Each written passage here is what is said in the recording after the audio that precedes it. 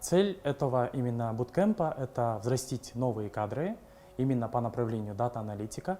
То есть это будут, скажем так, будущие лидеры в этой отрасли. И мы, конечно, очень большие надежды возлагаем на данное направление и курс. После проведения буткемпа мы будем собирать отзывы и после уже будем обкатывать и дорабатывать так, чтобы это уже было на потоке, чтобы мы постоянно могли проводить подобные курсы.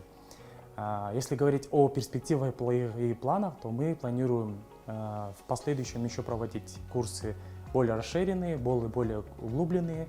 То есть это будет определенно не неделя, не буткемп, это будет полноценный курс введения в дата-аналитику, и он будет на постоянной основе вместе с нашими партнерами. Дата-аналитика — это такое новое направление, где, скажем так, если говорить о более углубленных курсах, то они должны быть основаны как раз-таки на данных. И учитывая, что отраслей много экономики, то мы, наверное, будем сужать и выберем несколько. То есть один из них это будет точно госсектор, плюс еще какой-нибудь частный сектор. И на базе них мы уже с этими действующими студентами будем проводить следующий курс, который более углубленный. И кульминация, наверное, в завершении мы планируем создавать сообщество так называемых дата-сайентистов будущих и также проводить форумы, семинары, мастер-классы. Они будут флагманами, которые будут развивать данное направление на территории Кыргызстана. И, скорее всего, будут еще проводиться форумы.